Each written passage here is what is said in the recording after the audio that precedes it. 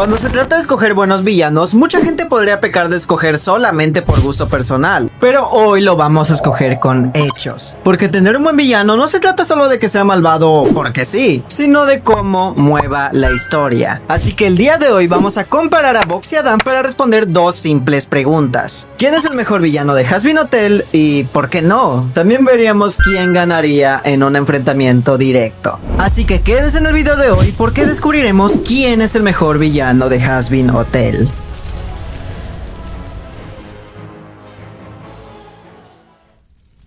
Construcción y desarrollo. Box fue un pecador que murió en los años 50, que en vida logró encaminarse en la cima del entretenimiento, para posteriormente construir una secta donde él era la mayor figura. Pero ese ascenso no fue precisamente limpio. Sus enormes ansias de poder lo llevaron a tomar decisiones bastante extremas, incluso asesinando a quienes él veía como sus rivales dentro de ese mundo. Poco a poco fue subiendo de nivel hasta convertirse en un verdadero tiburón de esa industria. Y eso incluso puede reflejarse en su diseño dentro del infierno, porque cuando lo vemos sin su traje hay ciertos detalles que parecen hacer ilusión a las branquias de estos mismos. Algo que cobra más sentido si vemos su evolución visual cuando aún estaba vivo. Primero un pez pequeño, luego un barco y finalmente una aleta de tiburón. Ahora, en cuanto a su personalidad, es bastante evidente que estamos viendo a una persona con enormes ansias de poder, pero también con una necesidad constante de crecer y destacar. Esto se entiende muy bien en su propia canción, donde él mismo lo deja claro: quiere brillar. Pero, ¿qué significa realmente brillar? Más allá del poder o de cualquier tipo de éxito, lo que parece buscar Box es algo mucho más simple: validación.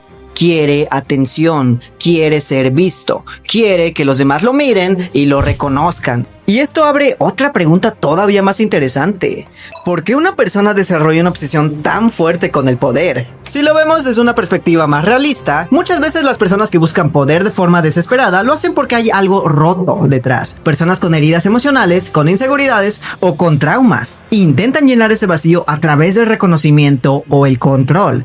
Y eso encaja bastante bien con lo que vemos en Box. La serie nunca explica directamente cuál es su pasado o qué fue lo que llevó a desarrollar esa personalidad, pero si observamos su comportamiento podemos empezar a entender algunas cosas. Por ejemplo, su relación con Alastor. Al principio, podría parecer extraño cómo pasamos de un Box que haría literalmente cualquier cosa para conseguir poder, a un Box que frente a Alastor se comporta de una forma mucho más sumisa y casi desesperada por su atención. Pero si lo analizamos mejor, esto también tiene bastante sentido, porque si Box ya era una persona que buscaba desesperadamente la validación, el hecho de que alguien como Alastor no se la diera solo haría que esa necesidad creciera aún más. Y eso es justamente lo que vemos: una obsesión. Personas con este tipo de personalidad suelen volverse extremadamente obsesivas cuando alguien les niega la validación que buscan. Y en el caso de Box, esa obsesión llega a durar décadas, más de 70 años intentando derrotar a Alastor. Así que sí, en la superficie, Box parece simplemente un personaje ambicioso que busca poder,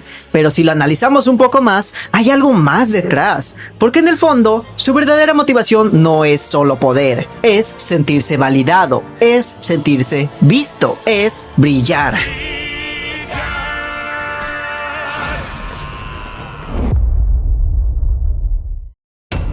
Adam se nos presenta como un personaje cretino al que constantemente vemos actuar de forma engreída y grosera en la serie. Por eso, a primera vista, uno podría pensar que fue creado únicamente para generar desprecio al espectador. Y es que incluso yo llegué a pensar eso.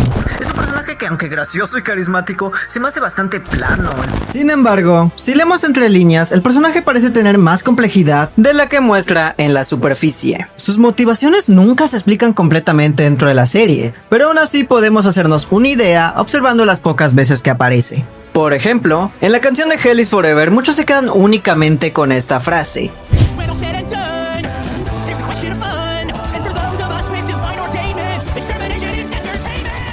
que en su traducción más directa dice lo siguiente: cuando todo está dicho y hecho, está la cuestión de diversión, y para aquellos nosotros con ordenación divina, el exterminio es entretenimiento.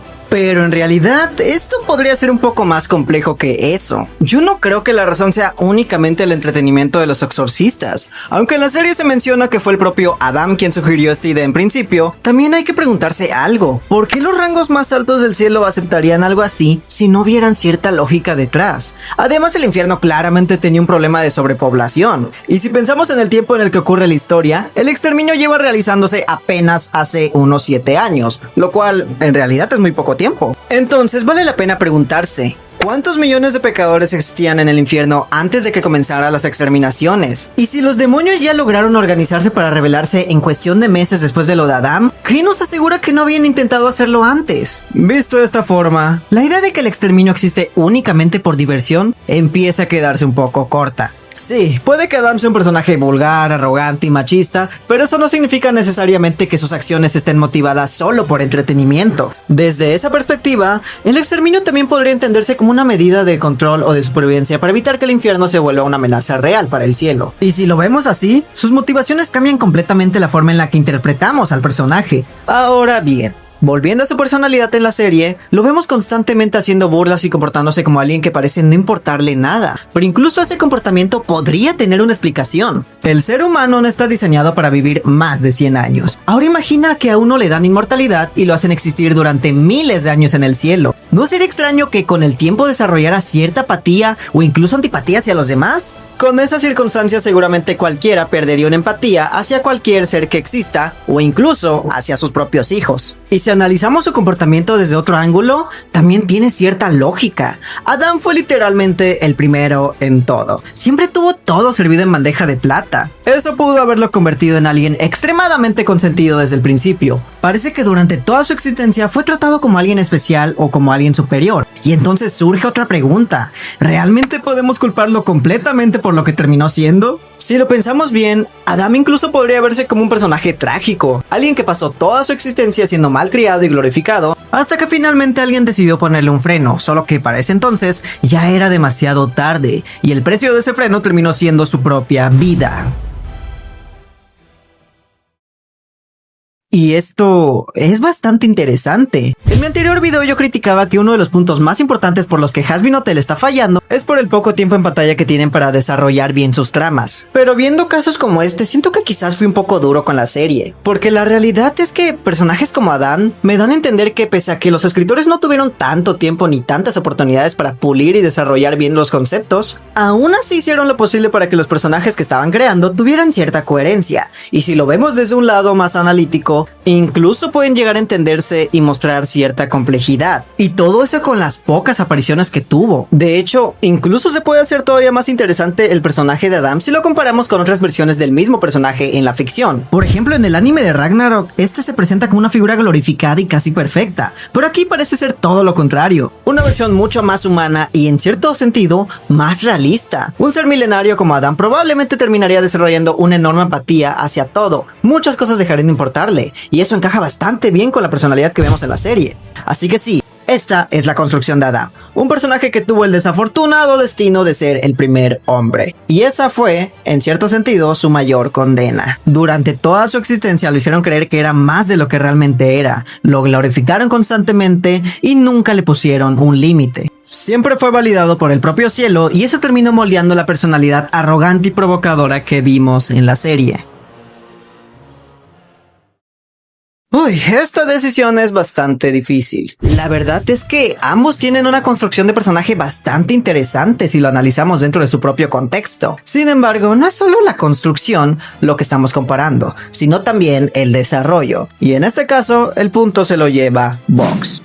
Y la razón es bastante simple. Vox tuvo más desarrollo dentro de la serie que Adam, porque aunque la construcción y motivación de Adam podría resultar más interesante, la realidad es que la serie nunca se detiene lo suficiente como para explorarlo realmente. Gran parte de lo que entendemos del personaje termina viniendo más de la interpretación o de leer entre líneas que de lo que la propia historia nos muestra directamente. Y ese es el problema. Durante toda la temporada, Adam apenas tiene tiempo en pantalla y nunca se profundiza lo suficiente suficiente como para conocerlo mejor o entender completamente su historia. Su personaje deja muchas ideas interesantes y varios temas que podrían explorarse, pero al final la serie simplemente no tuvo el tiempo suficiente para desarrollarlos. Por otro lado, Box sí tiene ese espacio, y es que hay momentos en los que este personaje literalmente roba la pantalla. Su presencia termina siendo tan fuerte que incluso llega a aparecer muchas veces más que algunos de los propios protagonistas. Ahora, recordemos que la construcción de personaje se refiere a cómo está diseñado, su personalidad, su motivación y su forma de pensar, mientras que el desarrollo es cómo ese personaje evoluciona dentro de la historia, y en el caso de Box sí podemos ver ese desarrollo.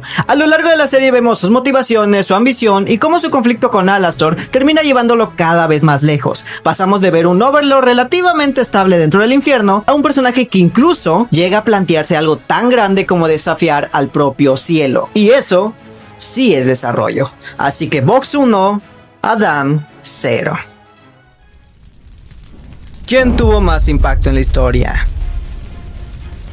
Adán es un personaje bastante clave dentro de la historia. Recordemos que uno de los conflictos iniciales de Hazbin Hotel es la idea de redimir a los pecadores para que puedan ir al cielo y no sufran eternamente en el infierno. Pero también hay otro problema igual de importante: evitar que mueran durante los exterminios que realiza el cielo. Que recordemos que el que creó esta idea del exterminio fue el propio Adam, algo que dentro de la serie comenzó hace aproximadamente 7 años. Más adelante, en la temporada vemos cómo Adam decide adelantar los exterminios a cada 6 meses. Todo esto después de un acontecimiento muy importante: el asesinato de uno de los exorcistas, cuando se creía que eran prácticamente invencibles. Todo esto terminaría desembocando en la gran batalla final, donde los protagonistas se enfrentarían contra la tropa de Adam. Y afortunadamente los protagonistas ganarían esta guerra por un detalle clave: la mano derecha de Adam, quien desterró en el pasado a una de sus mejores guerreras por una supuesta traición, y esa misma guerrera terminaría siendo una pieza clave para derrotar tanto a su ejército como del propio Adam.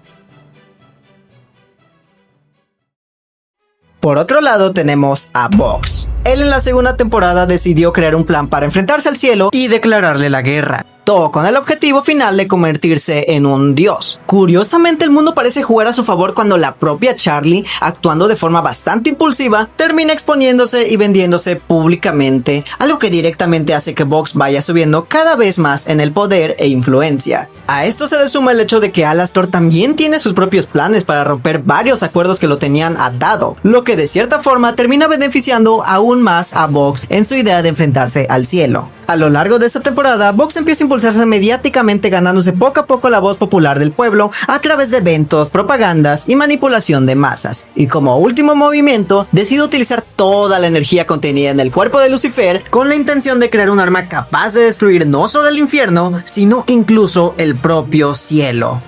Pero al final todo termina fracasando, y siendo sinceros, desde el principio su plan ya tenía muchas bases inestables, porque si la analizamos bien, en el fondo su motivación real nunca fue el poder absoluto, sino algo mucho más simple: sentirse validado por Alastor. Y cuando esa necesidad termina chocando con la realidad, todo su proyecto se derrumba. En este punto, creo que ya es bastante evidente quién se lleva la victoria, porque aunque a nivel de destrucción y de peligro, Box pudo haber puesto mucho más en riesgo a los protagonistas, la realidad es que cuando hablamos de impacto real en la historia, el que se lleva la corona es Adam. Y es que si lo pensamos bien, Adam es prácticamente una de las piezas que origina toda la trama en Hazbin Hotel. Recordemos que el conflicto central de la serie nace precisamente por los exterminios del cielo, algo que él mismo impulsó, y ese simple hecho termina provocando varias de las cosas más importantes de la historia: la creación del propio hotel, el plan de Charlie para redimir a los pecadores y en general todo el conflicto entre el cielo y el infierno. Es decir, aunque su tiempo en batalla realmente no fue tan grande, su presencia en la historia pesa muchísimo, porque incluso si no está en escena, sus consecuencias de sus acciones siguen moviendo la trama. En cambio, Box sí que provoca bastantes destrozos, pero incluso cuando sus planes llegan a escalar a niveles enormes y con armas capaces de amenazar no solo al infierno, sino que incluso al cielo mismo,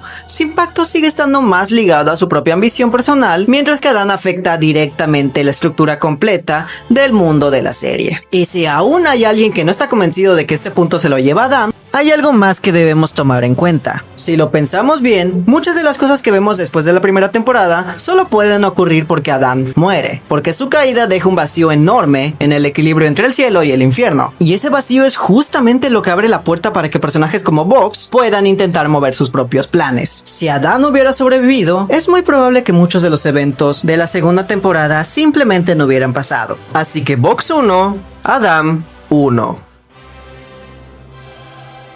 Amenaza y poderes destructivos.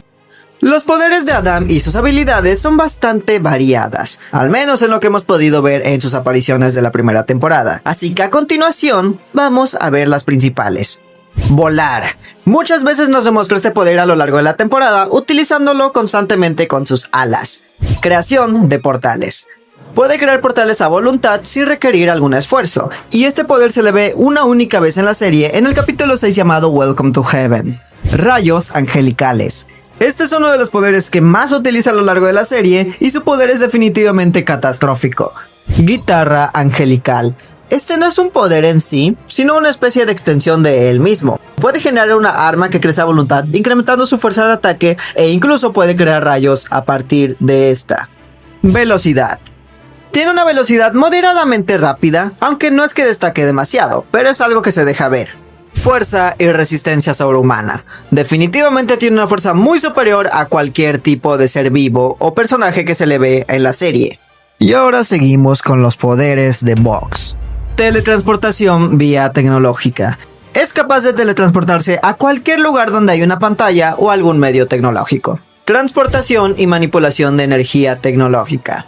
A través de su teletransportación puede canalizar y lanzar descargas eléctricas en cualquier sitio donde exista tecnología, y esto le permite crear ataques letales. Hipnosis. Puede manipular a uno o a incluso cientos de pecadores con su poder de control mental, aunque por alguna razón en algunos casos no funciona, como con Valentino.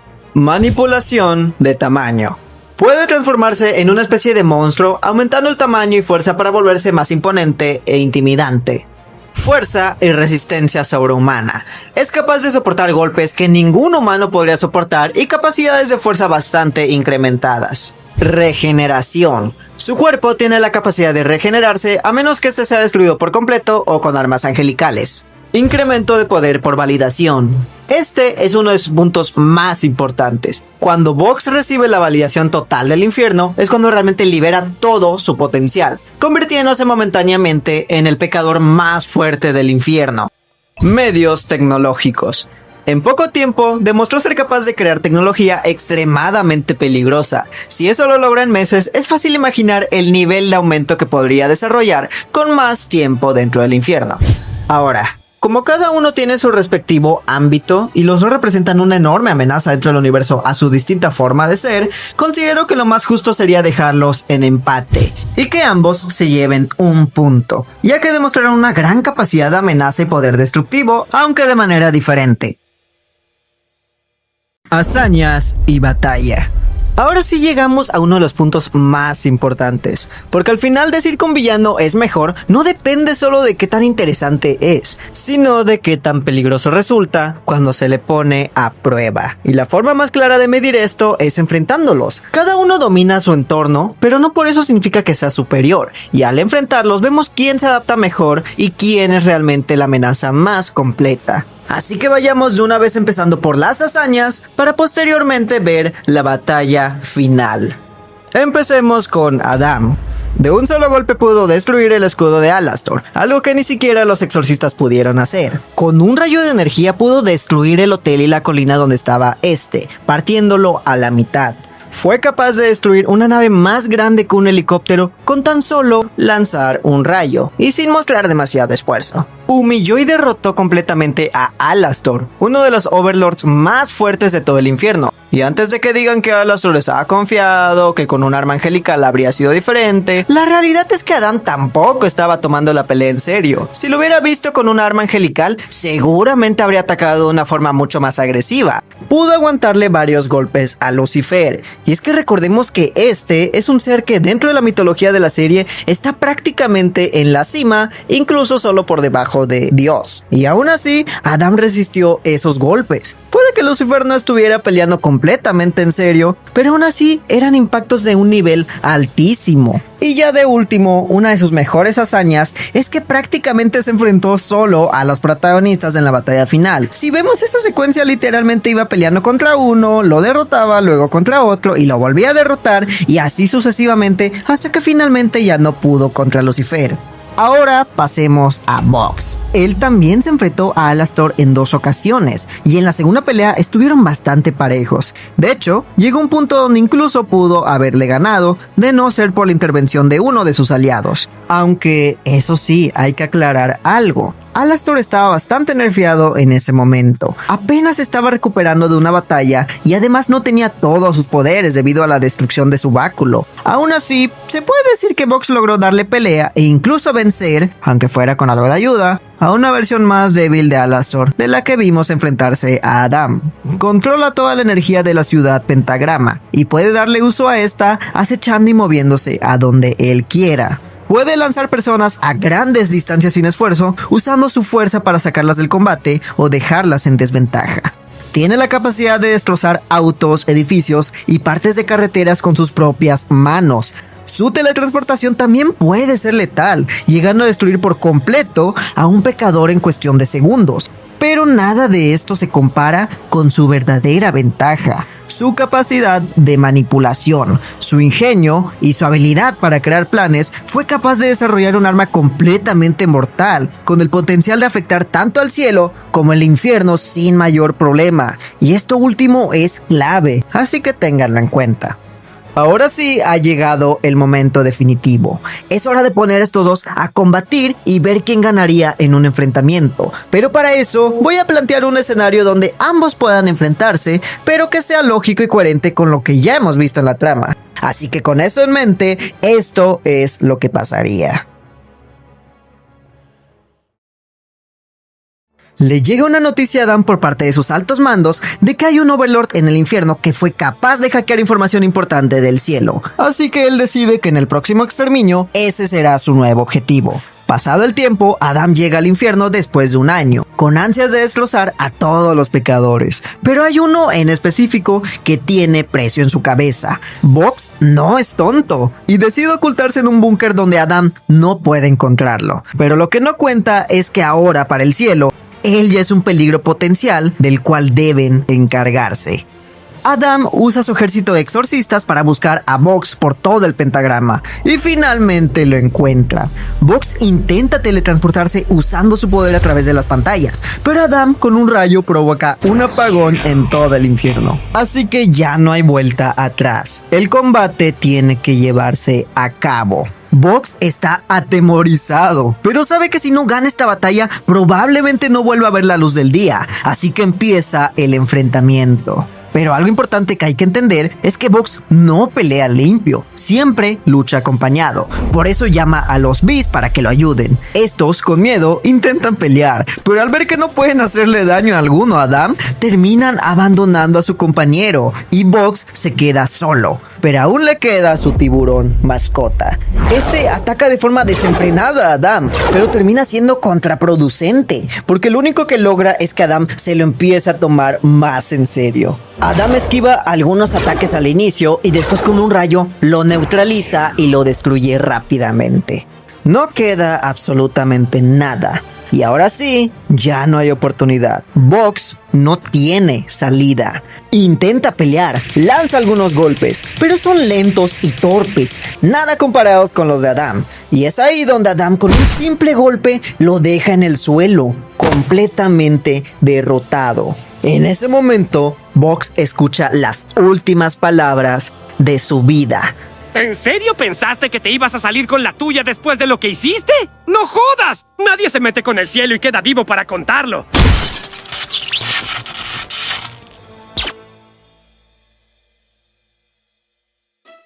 Pero esperen, hay un detalle que aún no les he mencionado. Estas batallas se van a dividir en 2 escenarios, y el que acaban de ver fue solo un combate sin preparación. Ahora, ¿qué pasaría si fuera lo contrario? ¿Qué pasaría si esta vez ambos tuvieran tiempo para prepararse antes de pelear? Definitivamente las cosas serían muy diferentes, así que veamos qué pasaría. Adam decide que en el próximo exterminio le daría caza al Overlord de la televisión, pero lo que no contaba es que de una forma u otra, Box se enteraría de esto y no se quedaría de brazos cruzados.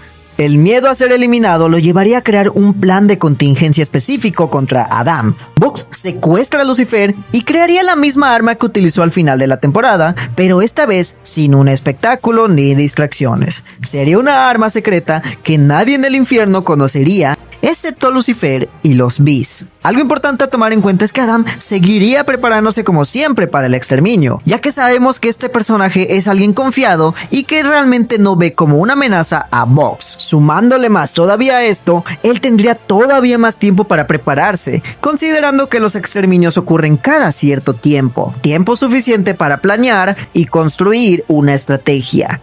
Llega el exterminio y Adam baja nuevamente siguiendo el mismo patrón. Manda a sus exorcistas para que busquen a Box en todo el pentagrama. Pero lo que no sabe es que poco a poco sus exorcistas empezarían a caer. Al inicio no entiende qué está pasando, pero conforme avanza se da cuenta de que algo no está bien.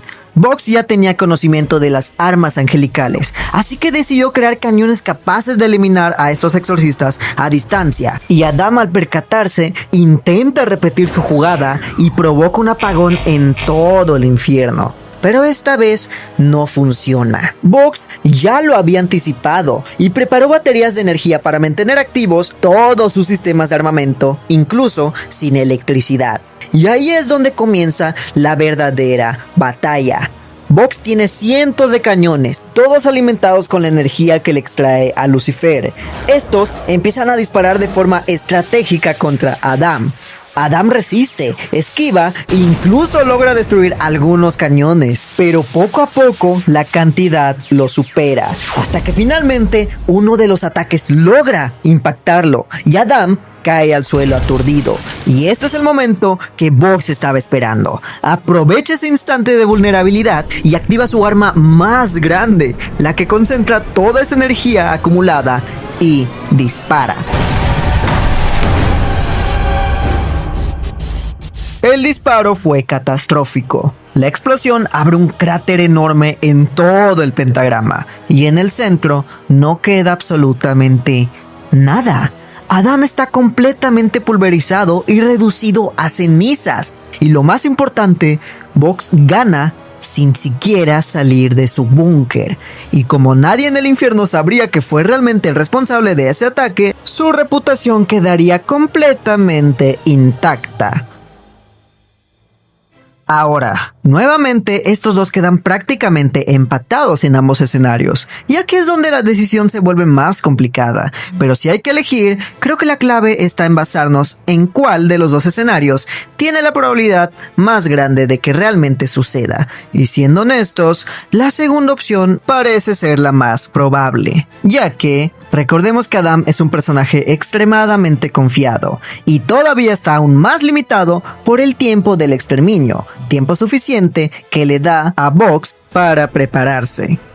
Entonces, con todo esto claro, en esta comparación es evidente que gana Box. Y esto principalmente porque esta vez sí le dieron tiempo a los escritores para desarrollarlo. Pero si me dejan meter un factor más a la ecuación, yo considero que sin duda el mejor villano de Hazbin Hotel es o va a ser Alastor. Y ya sé, antes de que me lo digan, sé que Alastor no ha sido el villano de turno en ninguna de estas dos temporadas. Más sin embargo, este mueve gran parte de lo que ocurre directamente en las temporadas. Y es que directamente, si él no se hubiera involucrado en la segunda temporada, casi que nada de todo lo que pasó hubiera pasado. Y aparte se nota que lo están guardando para último momento, porque en serio se me hace curioso que justo Alastor se fue hace 7 años, y justo hace 7 años se creó el exterminio, y justo Lilith se fue hace 7 años.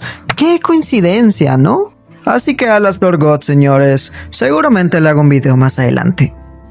Así que cuéntame, ¿estás de acuerdo con todo lo que he dicho en este video? Recuerda que todos los comentarios y opiniones las estaré leyendo y respondiendo en los comentarios. También próximamente habrá nuevos videos iguales a este o incluso mejores, así que no olvides darle like, suscribirte y hacer todo lo necesario para que el algoritmo me favorezca. Así que con todo esto dicho, buenas noches.